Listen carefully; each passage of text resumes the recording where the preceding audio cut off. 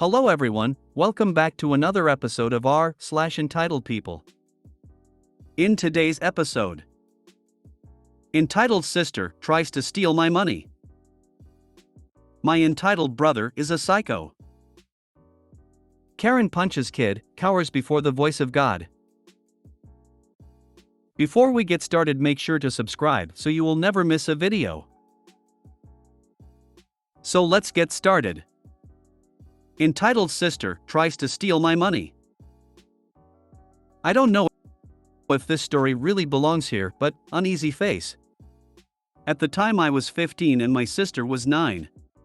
So I had been working mowing lawns and babysitting during the summer to save up for a phone. I had gotten home from working one day and went to my room to put my money in my piggy bank, only to find it empty on the ground and my sister sitting on my bed counting my money. I figured she was just curious on how much I saved up or something, so I asked her why she had my money. She looked up at me, put the money in her pocket and started to walk off. "Oh, I just need some money for the mall." I stopped her from walking out and asked her how much she took. "Oh, only 200, don't worry." I took the money out of her pocket and yelled, "What do you mean only 200? That is all I have. If you need money, ask mom or dad." She turned around and started crying and screaming, saying that what's mine is hers, sharing is caring, who cares if she takes a little bit of money, and other ridiculous things, until my parents walked in asking what was going on. Before I could answer, my sister yelled that I wouldn't give her anything when she only asked for a couple dollars. At this, my parents became furious at me and told me to give my sister some money and that it was not a big deal. I was forced to give my sister $10. I was of course mad. At least it was not $200. Later at dinner, my sister would not come out to eat, so my mom went to go check on her, only to find he in my room counting my money. My sister didn't realize mom was outside the door, so she put the money in her pocket and tried to walk out the door, only find an angry mom standing there. My sister, trying not to get in any more trouble, told my mom that who cares if she takes my money and that it should belong to her too. My mom of course took my money back and I got my $10 back too. Since then my sister has only tried to take my money a couple times, but it never worked. Parents that give one kid the other child's belongings are the worst.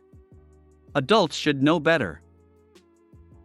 I come from a family that's big enough that no one would be surprised if my parents were just tired of parenting. However, they were responsible and fair people, so they still stepped in and corrected/disciplined as necessary. I would be in trouble if I took a book from my sister's room without permission. $200? Goodbye, freedom. Hello, doing my sister's chores for who knows how long so I can see what it's like to earn $200. Wow, I very much hope your sister has grown up and is no longer entitled. I'd like to give her the benefit as she was young at the time. Use some of that money to buy a lockbox safe for your money. Screw your sister, sounds as bad as mine was when we were growing up. My older sister used to steal my money when we were younger.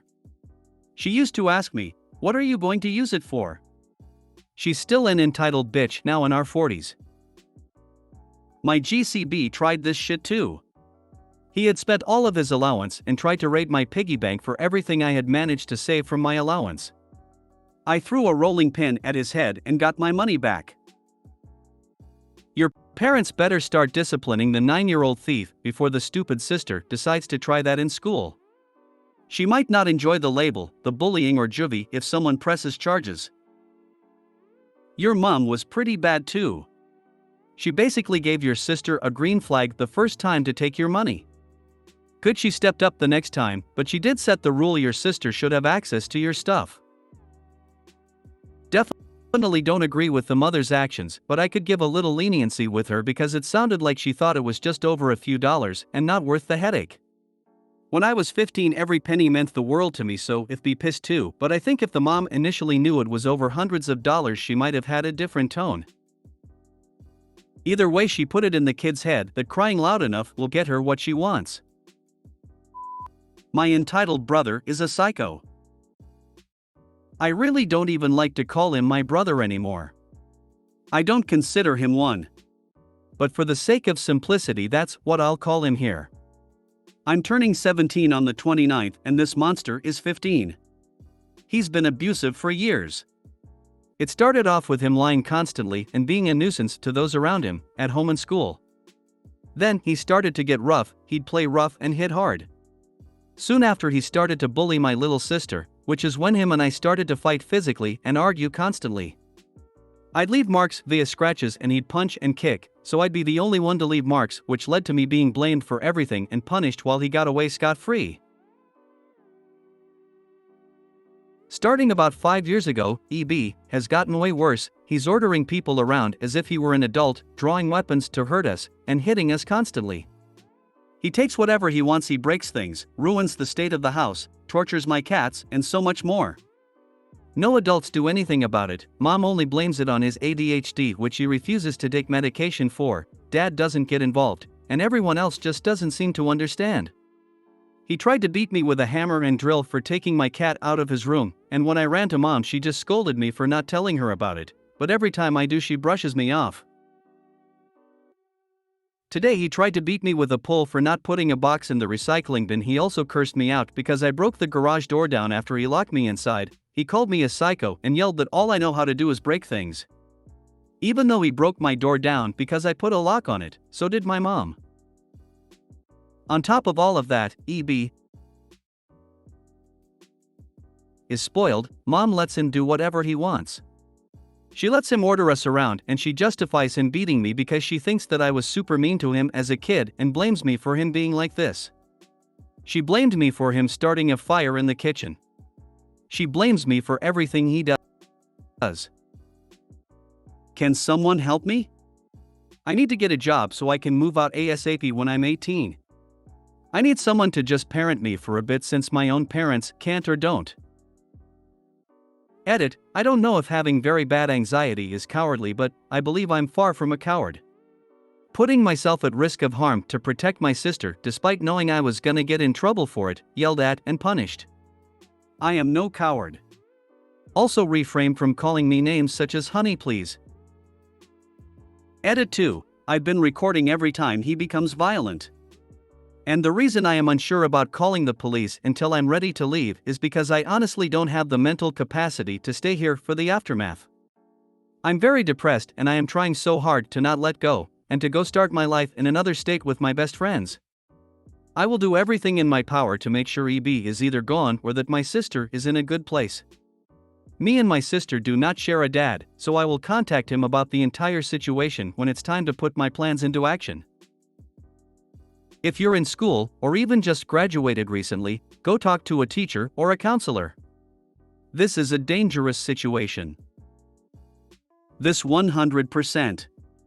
Your teachers are all mandated reporters. If there is abuse at your house and they know about it and don't report it, they will face misdemeanor charges and can be held liable for the continued abuse.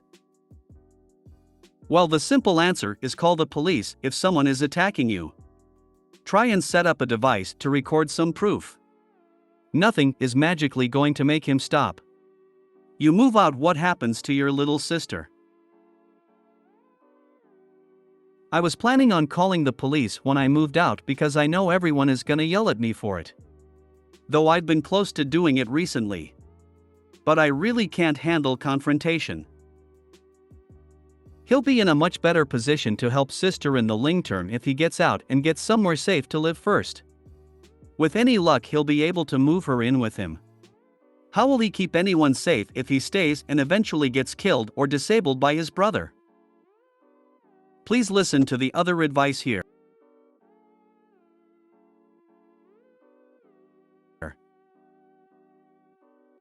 You absolutely need to talk to the police. Keep your phone on you and record everything you can. Tell a teacher or counselor if you don't want to report it alone. They will help you make the report. You and your sister both need to be out of that situation immediately. Both of your lives are in danger. Is there a family member nearby that can help you/take you both in? Call CPS and report child abuse through parental negligence and lack of supervision. Not medicating known mental health issue and failing to protect their other 2 children. Hate to say it, because I'm no fan of CPS, but sometimes you gotta do what you gotta do. Call 911 next time and press charges. You might want to call CPS also. Karen punches kid, cowers before the voice of God. Once upon a time, in the fabled land of New York City, when I was 10 or so years of age, my father and I stood at the counter of a small cafe in a Macy's. My father was placing the order coffee, I'm sure, black for him, and a sweetened one for my mother, and I was leaning with folded arms on the counter's edge, with one foot bouncing by the toe on the floor behind me, a product of my Tourette's syndrome. And it should be noted that the store was empty around us, with no other people in line or even within a stone's throw of the cafe. Now, while I stood in calm idleness, amid the bright glow of skylights and lightly colored merchandise displays, several things happened. First, there was the feeling of someone tripping over my bouncing foot, followed by a surprised and angered, "Hey!" Finally, I felt a weak impact of clenched knuckles between my shoulder blades. Unhurt but startled, I turned and saw a woman perhaps in her late 50s, thin almost to the point of frailty, glaring at me with an anger that quailed my goody two-shoes heart. I was an oddly well-behaved child growing up, beloved of my teachers, prone to putting myself into timeout for crimes unwitnessed, and woefully untoughened in the face of the dark things of life. And so, while today I can see, in the eye of memory, that this woman's anger had all the limp potency of an overcooked stalk of asparagus, at the time, I was still unafraid. The woman spoke, frantic and shrill. "You can't just do that. You can't just stick your leg out like..." Like a shot, my father's arm was out and had caught her by the upper arm. All in a flash, her face lost all its anger, along with all the color bequeathed to it by the last vestiges of middle age. Then my father spoke. And he spoke with the voice that all good men know, and which they sometimes pick up like a sword when there is warring to do and wrongs to right, that slow, stern voice in which can be heard distant echoes of the fulgurous tones that assailed Moses atop the high crest of Sinai. "My son," he began, "has Tourette's." I remember nothing more of what he said, but even now I can hear the terrible, nearly song-like cadence of those first 4 words, like the opening notes of a funeral dirge. He spoke for but a moment, and when he released the woman, she fled silently and swiftly away. The whole affair was perhaps 20 seconds. And though I cried in my mother's arms in the aftermath, I would not undo the experience now, even if I could. For those few, painful seconds and years of reflection, since have taught me 2 true things: that there are villains in the world, yes, but there are heroes, too. Well written. Thanks for posting, I could almost hear that voice. This was just an amazing read. It's incredibly well written. I really like reading all of this OP. Good on your dad. Man, I get angry if anyone, even a family member, so much as raises their voice at one of my children. If someone actually laid a hand on them, I'd probably be in jail. Good on him for calmly but firmly dealing with it. I doubt that your first reaction would be to kill or maim the Karen. That's the only way that you would do time. Reason: you are allowed to defend your children from the attack from the wrongdoer. The woman was at fault for not paying attention. Please write more. You have a real talent. That was a good short story. The summary made me chuckle.